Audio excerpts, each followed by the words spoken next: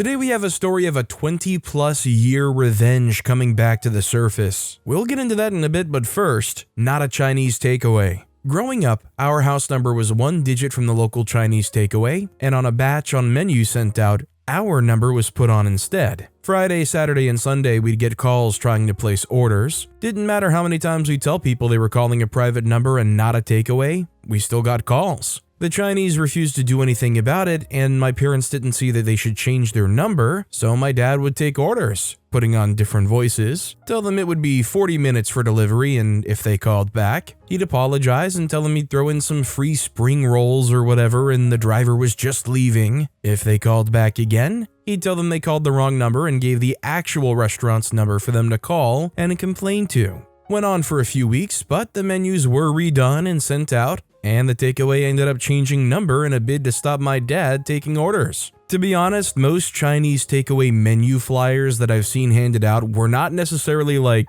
masterpieces that could not be afforded to remake. And honestly, this isn't even the first story of a business who found out that they put out an advertising piece with the wrong number and were so nonchalant about it. I don't understand how you can be that way when you literally put out an advertising piece that has the main form of contact completely incorrect so they'll never get to you. Grouchy Ad 4338 wrote, "Great one. Your dad got a good revenge." Having said that, the restaurant must be run by morons. I mean, why won't they correct the menu when it would mean a bunch of people with incorrect numbers won't be ordering from them? If I was in their place, I would correct it right away. Also, hi, I'm Steven, and if you guys enjoy great stories of revenge, it would be amazing if you left a like or left a review if you're listening to my podcast. That said, our next story is, I use all my parents' gas rewards points. Background, my mom is a horrible abuser and my dad enables her, always has. They live in Washington, where Safeway is a common grocery store. I moved to Austin when I'm 19 and find that Randall's is a common grocery store in Texas. And wow, they look a lot like Safeway. Weird. I wonder if they're owned by the same company. Getting gas there for the first time, the pump asked for the Randall's Rewards phone number, so it occurred to me to try my parents' phone number, and it worked. $1.25 saved in my tank of gas. Excellent. I'm 38 years old. I've been doing this since I was 19. 3 or 4 times a year, I'll get gas at a Randall's and use all their rewards points. My mom can no longer drive, but my dad still can, so I'll stop when he stops driving. So my question is, why would OP ever stop? Is this guaranteed to be using points that they've acquired? Because it sounds to me like just a preferred customer system where you have a rewards phone number, so you save an extra percentage on gas. Coder Joe wrote, "Why stop then? Nobody will use the free gas if neither of them drive." Our next story is, Landlord decided to kick out a tenant with a beautiful garden that the person had planted himself and use the garden to increase rent? Well, get freaked, bench. This isn't mine, I found it on Twitter and decided to share it here because it fits quite well.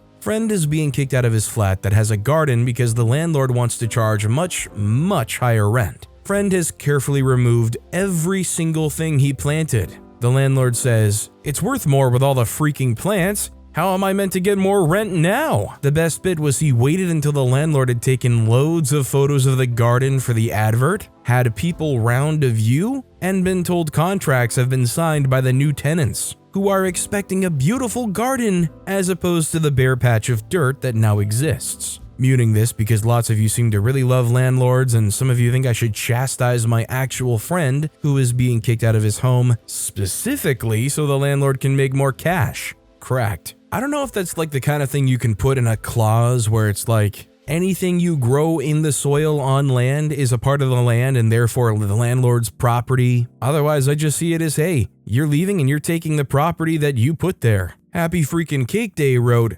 LOL, I read an almost identical story a while back. This gal rented a mid-house with a big backyard, but the backyard was mostly dirt or concrete. She was a gardener and had tons of pots and a couple of raised beds that she had built. She had everything from flowers to herbs and vegetables back there. The landlord decided to renovate, aka legally kick someone out of their home, to charge more rent.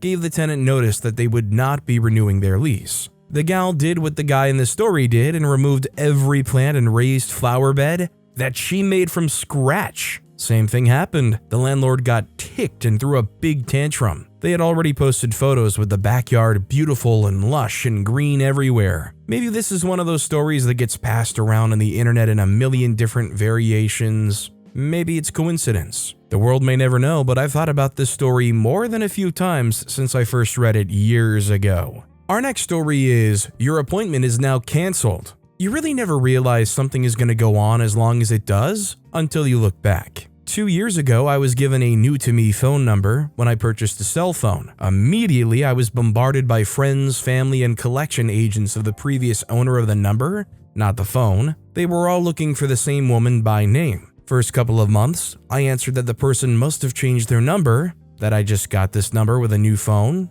No harm, no foul. But it hasn't stopped. And I found out why. She is still giving out this number. One day, she logged into her name redacted coffee app, and it sent this phone the sign-up code. I bounced to it and logged in with the code. The account had her email address. Finally, I can let her know what's going on and hopefully stop this crap. I used that info to contact her. I told her I'm sure she didn't mean any harm, but it's become ridiculous. Please stop giving out this number. She replied that I'm some kind of stalker freak. I replied that if she continues to give out my number, I will cancel every appointment that comes across and tell family she died and tell creditors where to find her. She blocked my email. I figured all is well if she stops. She didn't. Okay, bet. A month ago, her application for a school was canceled. Today, her dental appointment for Thursday was canceled. Stop sending your crap to my number.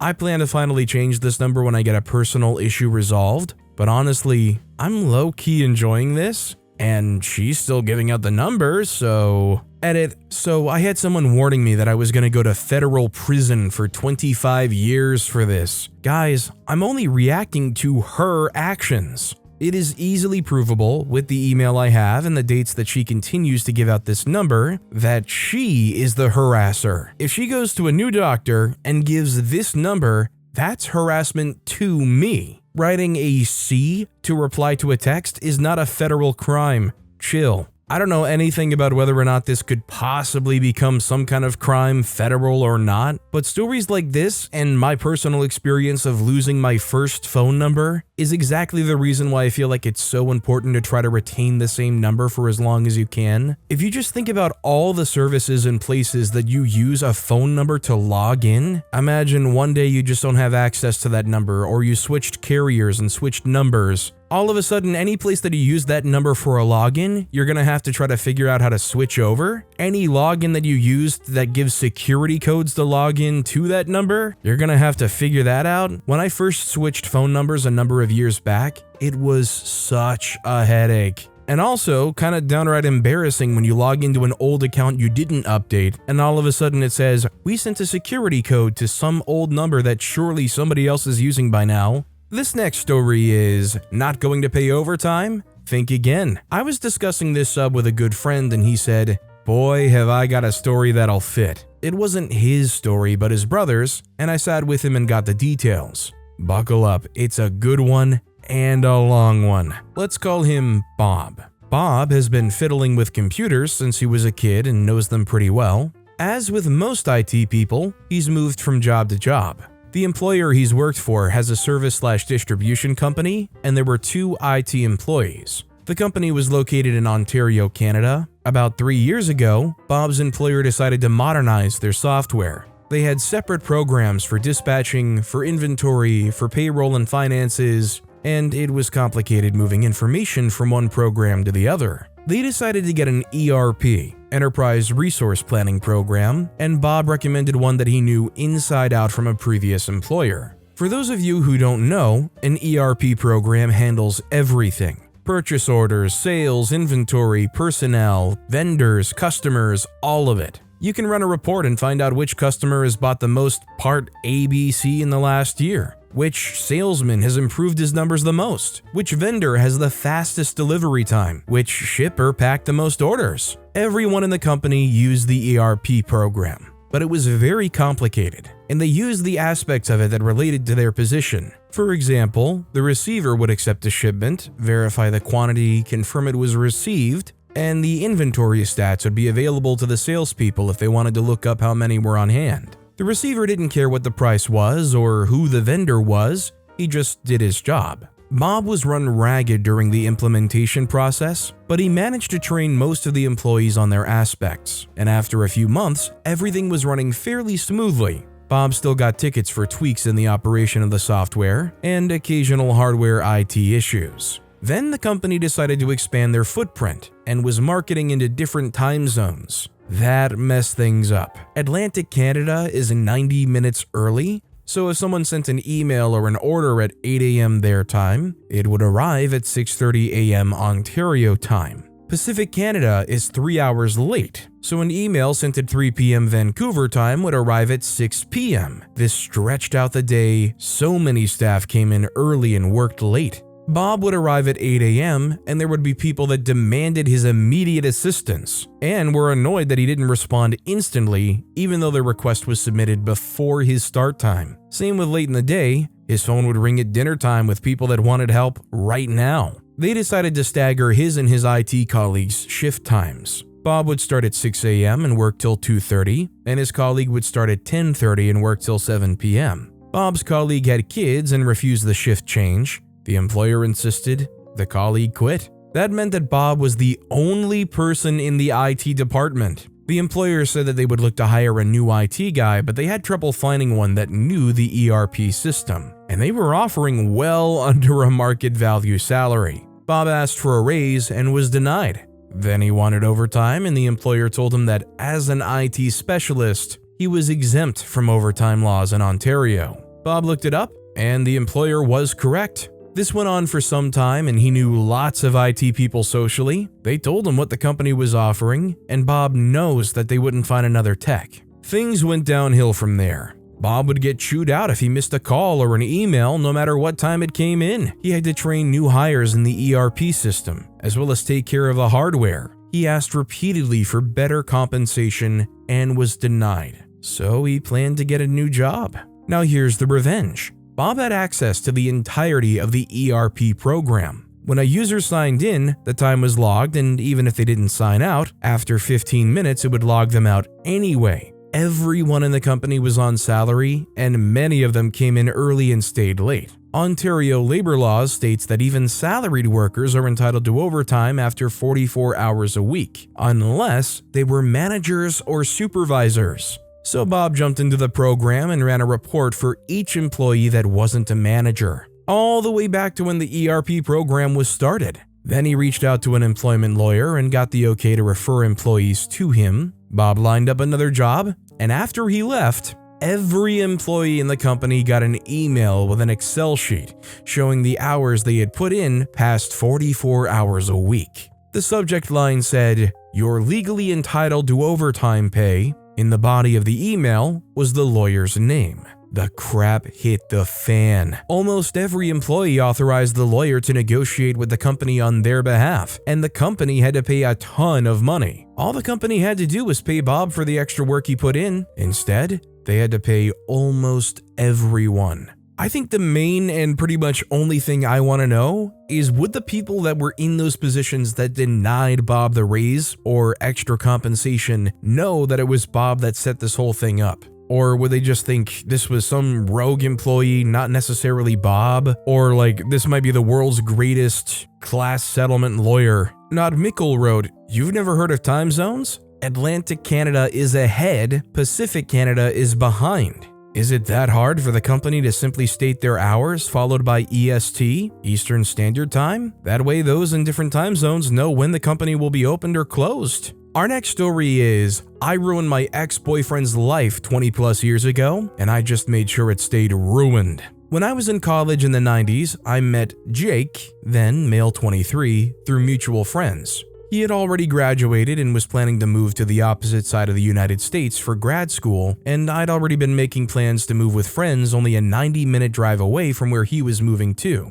We had so much in common, fell in love, and it really seemed like fate, both planning to move 3,000 miles and landing so close together. He had 2 sisters and a younger brother who were all awesome people, and I became instant friends with them as well. Because he was in school and I was working, I would usually go to him to hang out on weekends. He was renting a house with 2 roommates, also in his program. We were young, so money was tight, but we had fun. Went for taco dates and spent a lot of time at his house where he was breeding and selling small animals. Jake was an animal sciences PhD student, so being around animals was normal and I loved it. I met and became friends with his advisor's wife, Mary, female, mid-50s, who worked in administration at the university. She is a lovely woman, and I would often have lunch with her when I went over on weekends. Jake was a teaching assistant, TA, and I met other people in the program and made friends with them faster than he did. After about 2 years of dating, I was at the house one day, laying in bed together in a state of some undress, and he said out of the blue, he was concerned I'd been gaining weight and it made it harder for him to be attracted to me. No concern about my health, it was all about him finding me unattractive. I sat up and said, well, then maybe you should make sure there's better food for me to eat than crackers and cheese when I come up on weekends. Even at 23, I didn't take that kind of BS. I had gained maybe 10 pounds since meeting him 2 years earlier and still wore the same size clothes, about a US size 6 to 8. I wasn't going to engage in a fight about it after all. It was his problem, not mine, so I asked him calmly, so what is your solution to this? He stared at me blankly and said, well, I guess that you should try to lose weight. And I said, nah. I'm not going to do that, so what are you going to do about it? He said, well, I guess nothing. I wanted to let you know how I feel. And I said, cool, thank you. Put my clothes back on, went to sleep, and drove home the next day as usual. We kept dating, and about 3 months later, he called me and said he wanted to break up after close to 3 years. The reason, and I quote, you don't know enough about science. He felt like he couldn't have a conversation with me about his work where he didn't have to use common names for animals instead of scientific ones. I said, well, that's bullcrap. What's the real reason? He said it was the real reason. He came to see me a month later to return something of mine, and I confronted him, demanding the real reason. He finally admitted that he'd been seeing one of his undergrad students, let's call her Meg, a 19-year-old. He was then 26. And her teacher. I screamed at him to leave. My roommate threatened to throw him off our 2nd floor balcony if he didn't go, and he left. It hit me all at once after he walked out, and I went from rage to stunned laughter. I'd met Meg a few times, and at one point, she was at his house for a barbecue and spilled something all over her pants. Jake asked me if I could loan her some sweats. I couldn't because I was a size 8 and she was a size 18. Nothing wrong with that at all. But the point is, I realized he made those comments about my weight to try and get me to break up with him because he was a coward. He clearly liked a big gal. Although when he'd said those things to me about my weight, it was 1 a.m. I lived about 95 miles away and we had just hooked up, so I don't know how he thought this would go. Even in hindsight, it perplexes me. Did he think that I was going to break up with him and storm off into the night and drive for an hour and a half? Anyway, I emailed his roommates. It was the early 2000s. It's how you communicated anything you didn't want to say on the phone. I wanted to let them know we'd broken up and that they were always lovely to me and thanked them for being friends. They both admitted they knew about Meg and were the ones to demand that Jake tell me or they would. That's when he broke up with me with the lame, you don't understand science excuse. One of his roommates, a super nice, super cute guy named George, offered to help me get a few things still at their house that he had collected for me away from around the house. He suggested I come up for the weekend. We go out and drink and have a good time. All the things Jake didn't want to waste money on, and I said sure. So I went up and George let me into the house while Jake was gone. I took photos of all of his animals because while I might not be a PhD student, I paid attention and I knew he had an endangered species in his care. He wasn't breeding it. It was an unreleasable animal he had taken in from a rescue organization. There was paperwork that he had to submit with a $25 fee and he refused to do it, saying he didn't want the government in his business. I took photos of that animal, all his breeding conditions, and a photo of an animal not allowed in the state, which was in a tank right next to a window and visible from outside. I then went out for a night on the town with George. We stumbled in early around midnight so Jake and Meg, who were watching TV, would see me in a short dress. Drunk, and George practically carrying me, I spent the night in George's room. He was a total gentleman, but made sure to leave the room and parade past them in his boxers a few times, and we giggled and moaned loudly so they could hear us. When I went to leave the next morning, Jake said I didn't have to act like a tramp in front of him as I ate a donut slowly in my rumpled dress with messy hair, while George beamed at me and then planted a kiss on my head.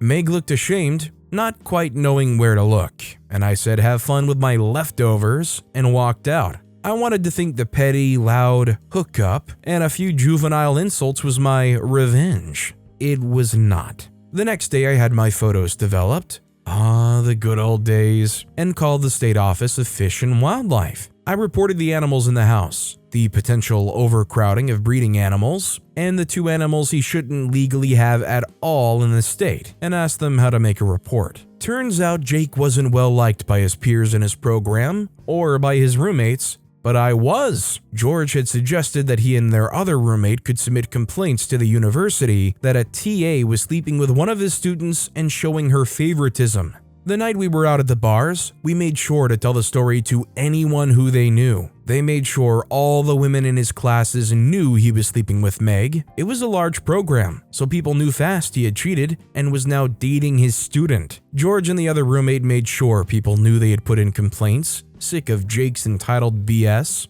With my full statement made and photos sent to state wildlife officials, I called my friend Mary, Jake's advisor's wife. She knew about the breakup and the lame reason, and I let her know he admitted he was sleeping with a student. I'd been emailing with him and he admitted to it in writing, so I sent that to Mary. To say she was not happy about that was an understatement. She said she made sure it would be investigated and told her husband, Jake's direct advisor, while I was on the phone with her. Speaking of investigations, a few weeks later, George called me, giddy, to say state fish and wildlife officials were there confiscating animals. He told them he would be happy to tell them whatever they needed to know. Meg was there when it happened and told the officials as far as she knew, all the animals belonged to her boyfriend Jake and that they were all legal. That put George and the other roommate in the clear. One animal was kept in the backyard, so it was implied to Jake that a neighbor reported it. While they were there to investigate, they knew to look in the back window to see the far more problematic, illegal to have in the state under nearly any circumstances, animal. Since George was on the lease, he was able to let them in to investigate in the house. The animals were all in communal areas, and the officer stayed there for a few hours and returned with a warrant to take all the animals and enter Jake's room to investigate. George and the other roommate let them into their rooms with no issues and were quickly cleared. Meg apparently couldn't get a hold of Jake and eventually drove to the university to find him. Remember, no cell phones yet. It was a good day. The only animals left were some guppies and a fish tank. Now, PhD students need grant money to do research, and a large part of animal studies funding comes from the federal government. Jake had just gotten an EPA grant right around when he broke up with me, so I called the EPA and asked how I would report that a person with a federal grant was being investigated for illegally harboring endangered animals. Long story short, he lost his EPA grant and had to make restitution on what had already been used, close to $30,000. He would never be able to get another federal grant. He avoided jail time on the state charges since all the animals were in good health, but lost all his breeding animals, worth thousands of dollars, since they were collected for safekeeping during the investigation when the 2 illegal animals were taken. In the end, he owed a $15,000 fine, and the 2 animals went to a nearby nature center. For years, I would stop by if I was in the area to visit them. The university revoked his scholarship and fired him from teaching for having an inappropriate relationship with a student. He somehow escaped being expelled, but it always shocked me that he never tried to hide the relationship with Meg, and was so stupidly self-assured he didn't even wait the 4 weeks until she would have been done with his class to start publicly dating her. By the university rules, he would have been in the clear to date her, not being her teacher anymore, and she would have just had to avoid any classes he was a TA in. It never fails to make me laugh. After a few months, I emailed his sisters and told them I missed them because Jake broke up with me after trying to call me fat and cheating on me, and I felt weird contacting them. The girls told me he told the family I broke up with him because of the distance. I forwarded them emails that Jake wrote after the breakup, talking about how he fell for Meg and he was sorry about it, but it was true. I couldn't keep up with him academically, and it made him attracted to Meg. Jake managed to convince his dad to pay for one more year of school so he could get a master's instead of a PhD. And while I stayed in contact with his sisters and brother via email and then social media, I largely let it all go. I got even, made some friends, Mary became like an auntie to me, and I went on with life. I went on to get a master's degree myself. And my specialty? Helping scientists and doctors communicate their work to lay people. You know, us dummies who can't remember all the scientific names. I swear it happened by accident, not design, but I love it, and I work with everyone from small-town doctors and nurses to pharmaceutical companies to museums to state and federal governments to film and TV producers. I travel a lot and speak and get to learn a lot of cool things about our planet and how things work. I knew through his siblings that Jake and Meg got married and had 2 kids. Meg dropped out of the sciences and became an accountant. Jake went back to breeding animals. Every once in a while, his sisters or brother would tell me something over for lunch or via text, but we had our own relationship that exists outside of him. Apparently, when I sent a wedding gift for one of his sisters, he loudly complained at a co-ed bridal shower that all of his siblings were still my friend and didn't make an effort to embrace his now wife, Meg. Apparently, the sister just laughed and said, "I don't make it a habit to be friends with homewreckers." This is how Jake's parents found out how their relationship started, and ours ended 10 years after we broke up. Jake never found out I was behind reporting him to the state, and in the end, I didn't lie about a single thing. Except maybe exaggerating a drunken makeout session with George, who is now a successful and tenured professor with a lovely wife and daughters. Fast forward about 20 years to a few weeks ago. I was at a university giving a lecture to a room of 250 undergrads and grad students. In the end, I was mingling with a student afterwards and I hear a voice say, "Hey Opie, long time no see." And I realize it's Jake, and I didn't change the expression on my face at all. I was completely shocked, and my instinct was to play dumb. So I said, "I'm sorry, help me out. Have we met at another workshop or lecture?" He looked incredulous and said, "It's me, Jake." And I said, "I can't place you, but I would love to figure it out." Finally, I gasped and said, "Oh my goodness, Jake! I guess I blocked you out," and said, "Well, lovely to see you," and moved on quickly when he tried to reach out and hug me. I was happy to leave it there, with the satisfaction of him seeing me as a guest lecturer in a science department of a major university when he was just in the audience. The department chair and faculty who had invited me to speak took me out to dinner, and while there, one of them said, "So you know Jake?" I said I did from over 20 years ago, being vague about how. She went on to tell me that he'd been there for an interview for a teaching position and had spent a few days there observing and they were likely going to hire him. I couldn't control it. I scoffed. When they all looked at me, I said, "I'm sorry, I'm just shocked he's teaching after what happened at University X." They said, "What happened?" And I said, "He was sleeping with a 19-year-old student when he was 26, and he had to leave the program without a PhD because he couldn't afford to stay after losing his scholarship."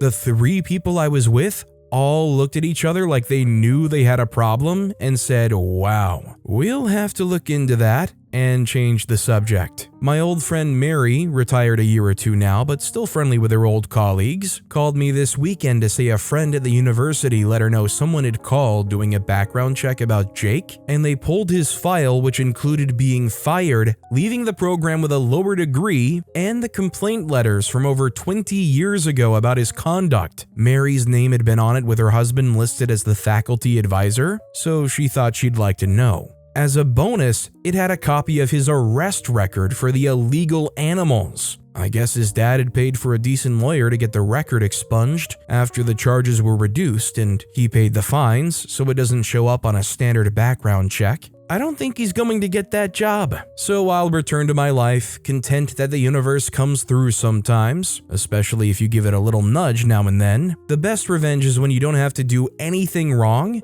You just have to help direct knowledge to the right places. If there is anything I can impart to any young women and men reading this, as I shimmy happily into my now size 10 pants, it's that if someone who is supposed to love you complains about your weight or looks, that is their problem to fix mentally, not yours. And maybe it's time to check out what they're doing behind your back or simply move on. Remember though, it is their flaw, not yours. If Jake hadn't been a coward and tried to make me break up with him and just ended things with me in a mature way, I might not have found out about Meg and turned his own wickedness back on himself. Sometimes you just gotta sit back in amazement at how sometimes the universe aligns so perfectly that 20 years later you can bring this all just right back up to the surface and continue getting revenge. It's like every 10 years there's a countdown timer to reset the next layer of revenge. 10-year revenge, 20-year revenge, see you again in another 10 years. But with that being said, that's all the time we have for today. Now, if you want to hear another absolutely awesome revenge story, check out that video on the left.